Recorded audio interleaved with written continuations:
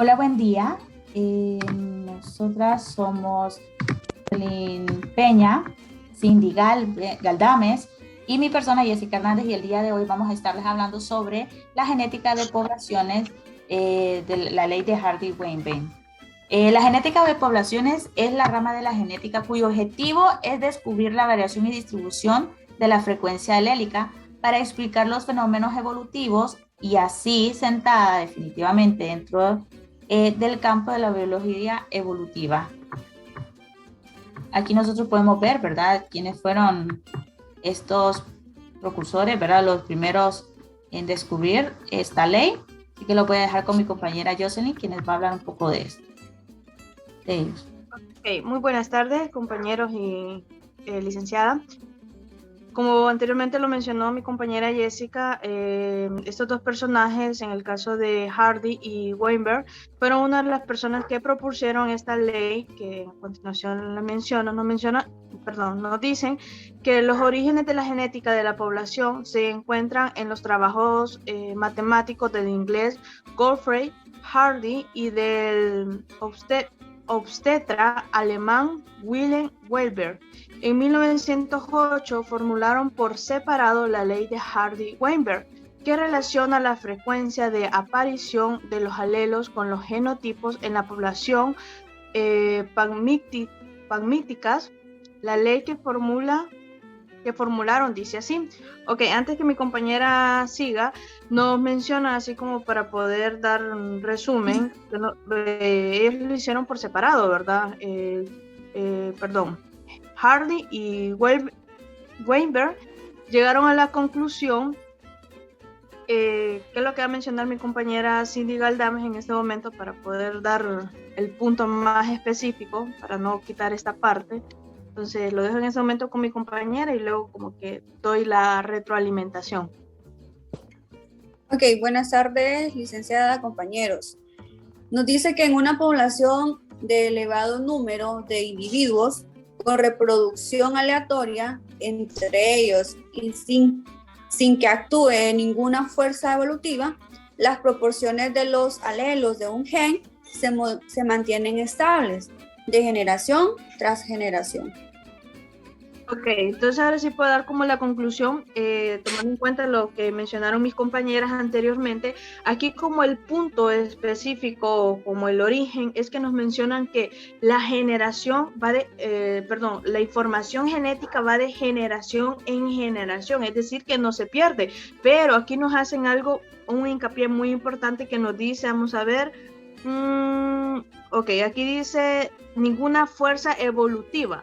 Aquí entre ellas y sin que actúe ninguna fuerza evolutiva, las proporciones de los alelos de un gen se mantienen estables, ¿sí? Es decir, que si el gen está estable, ese gen se va a seguir dando de generación en generación, pero hoy en día nosotros sabemos que lo que son los genes se alteran, ¿sí? Se alteran por diferentes circunstancias, como por ejemplo lo que es el ambiente. Entonces quiere decir que eso es una de las circunstancias que hace que el gen pueda ser modificado, pero ese gen que fue modificado también se va a heredar, es decir, también se va a ir de generación en generación. Y ese es el punto de estos caballeros que nos mencionan esta ley, que la herencia se va a heredar de generación en generación. Y hay una fórmula que se puede llevar a cabo. Más adelante vamos a ver un video donde nos explican o nos dan a entender con más claridad lo que es en la forma numérica, ¿verdad? Entonces lo dejo con mi compañera. Para agregar aquí algo más, también el estudio de las diferentes genéticas que se dan de forma natural entre los organismos. También la diferencia genética de los organismos dentro de una especie se denominan polimorfismos genéticos. Y también la genética de poblaciones es el estudio de polimorfismo y la divergencia, ¿verdad?, entre las poblaciones. Ahí para agregar un poco a lo que mi compañera decía. Entonces, esta afirmación la explicaron en términos matemáticos para poder, ¿verdad?, expresarlo cómo se daba lo de cómo los genes se van transmitiendo.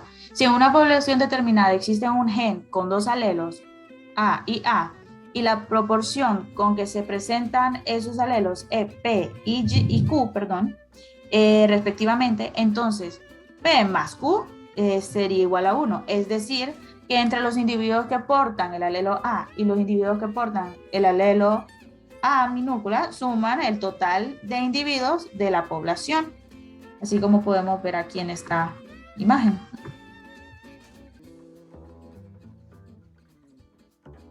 Así es.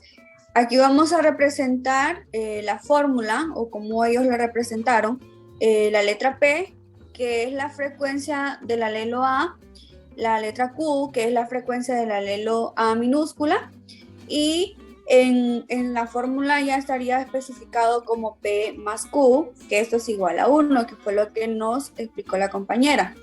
Luego tenemos la fórmula general que ellos utilizaron para hacer este tipo de investigación, donde P al cuadrado más 2P por Q más Q al cuadrado, esto tiene que ser igual a 1.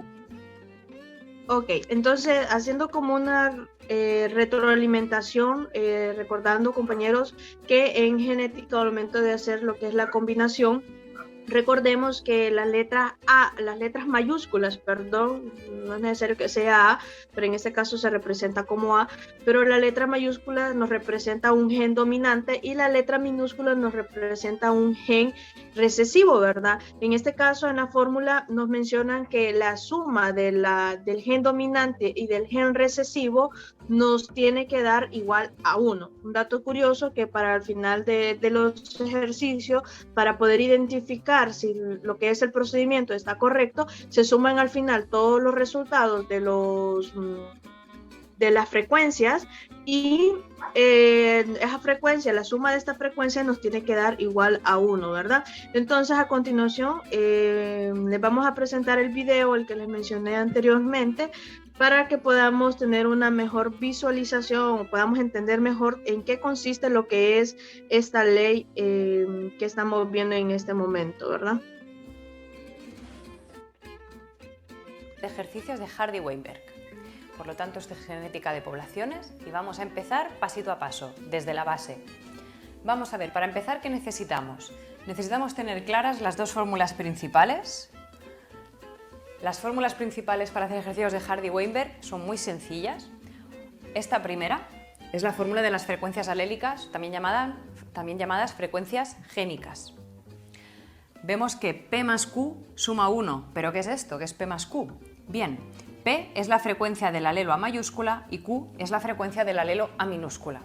Recuerda que en Hardy-Weinberg estamos trabajando sobre la base de que los ejercicios suceden a partir de una población que está en equilibrio y estamos tratando una característica, la que sea, en la cual lo que está en juego es un gen, un único gen, que es responsable de esa característica, y ese gen puede contener dos posibles alelos.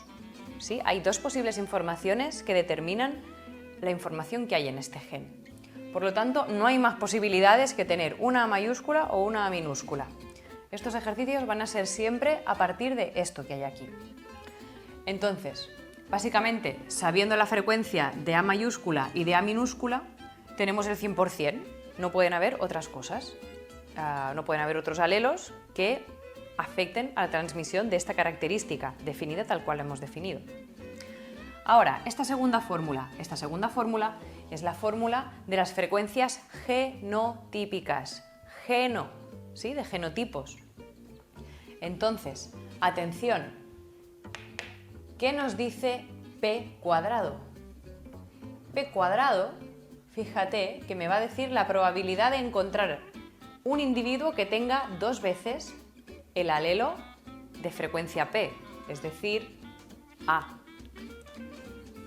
El genotipo homocigoto dominante viene dado por el valor P cuadrado. 2PQ es la frecuencia de que haya heterocigoto. Y Q cuadrado es el homocigoto recesivo. ¿Sí? Bien, hasta aquí, entonces, con números concretos vamos a resolver esto. Vamos pasito a paso. Aquí vamos a poner como trastorno concreto la fenilcetonuria, ¿vale? La fenilcetonuria es un trastorno a la hora de metabolizar aminoácidos que puede generar trastornos mentales irreversibles si se les dan alimentos a los niños que no pueden procesar bien. Básicamente alimentos que contienen fenilalanina, porque las personas que padecen de fenilcetonuria, la fenilalanina no la pueden metabolizar y se acaba acumulando en forma de desecho, y cuando esto se acumula en el cerebro es neurotóxico. Entonces no es moco de pavo la cosa. Bien, nos dicen que este trastorno, la fenilcetonuria, es un trastorno que es recesivo y que la frecuencia del alelo que causa la enfermedad es 0,04. Entonces, si yo quiero saber la frecuencia de los genotipos, lo primero que necesito saber es el valor de P, porque si no, no podré calcular los otros genotipos que no sean enfermo, ¿sí? Es decir, en este caso, las personas enfermas van a ser las que tengan el alelo A pequeño, porque es un trastorno recesivo y es la única manera en la que alguien puede estar enfermo, teniendo como información estas dos copias, ¿sí? Las copias afectadas. Entonces, estas personas serán las enfermas. Ok. Ahora, vamos a ver. Probabilidad de P. El valor de P va a ser, si sigo esta fórmula, 1 menos el valor de Q. Y yo sé que es Q. Q es 0,04. Me lo han dado como dato directo en el enunciado. Esta es la frecuencia del alelo que causa la enfermedad. Con lo cual, 1 menos 0,04 es 0,96. Esta es la frecuencia de P. Teniendo el valor de Q y teniendo el valor de P, calcular los genotipos está chupado. Vamos a ello. Si vamos a calcular la frecuencia de dichos genotipos, vamos a empezar, ¿no?, por la frecuencia de los homocigotos dominantes. Esto será P al cuadrado. Por lo tanto, 0,96 al cuadrado.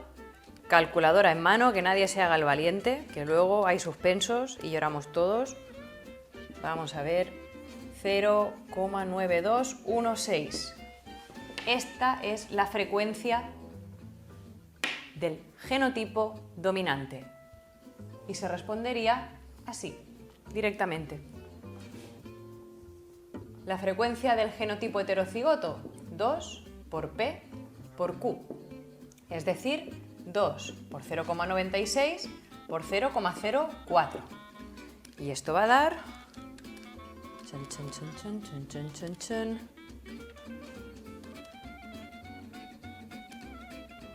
Un número bastante más pequeño, como te puedes imaginar. 0,0768. Y ya nos queda calcular la frecuencia de enfermos, ¿sí?, del homocigoto recesivo, que es Q al cuadrado. Q al cuadrado va a ser, lo pondré aquí, 0,04 por 0,04, ¿no?, o 0,04 al cuadrado, que es un número súper chiquitín, 1,6 por 10 a la menos 3. Bien, esto es lo que hay. Entonces ya tenemos los valores. Lo que voy a hacer para asegurarme de que no he cometido ningún error de cálculo, que esto es la clave, para no salir del examen pensando que todo ha ido bien, ¿no?, y luego, ¡ah, Dios mío!, introduje mal los valores, es sumar los tres resultados. Y si he hecho los cálculos bien, ¿no?, debería ser la suma de todos ellos 1, el 100%. Vamos a ver si esto cuadra.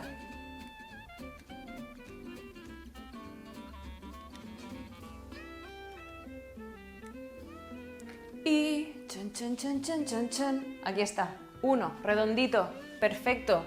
Así que el ejercicio está bien resuelto. Bien, teniendo esto claro, ya tienes la mitad de los ejercicios de Hardy-Weinberg que sean de un nivel inicial hecho. Ok, bueno, compañera, si puedes dejar ahí la parte del video para poder realizar lo que es la conclusión.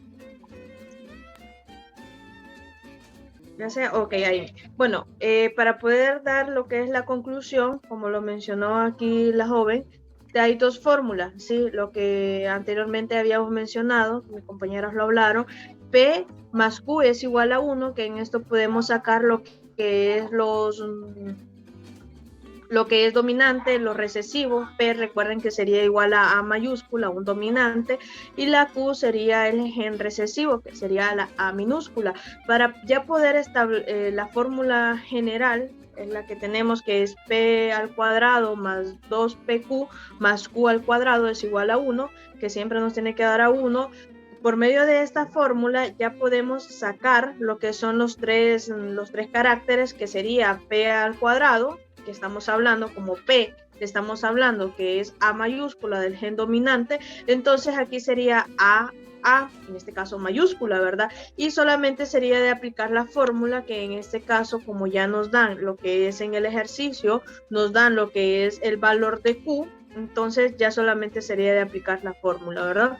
Y como lo menciona, algo importante de recalcar acá es que al final, para poder identificar si el ejercicio está correcto, se deben de sumar todas las respuestas para poder identificar, o bueno, que nos tiene que dar el valor de 1, ¿verdad? Entonces, eso sería como para lo que es de esta ley, mencionando también que nos dicen que la genética poblacional humana nos permite caracterizar las frecuencias genéticas y de esta forma identificar los poliformismos de marcadores genéticos y analizar sus relaciones como posibles genes susceptibles o candidatos para enfermedades comunes o características conductuales o funcionales complejas, ¿verdad? Entonces, esta ha sido nuestra exposición. Cualquier duda o sugerencia, estamos a la orden. Feliz día. Gracias a Dios.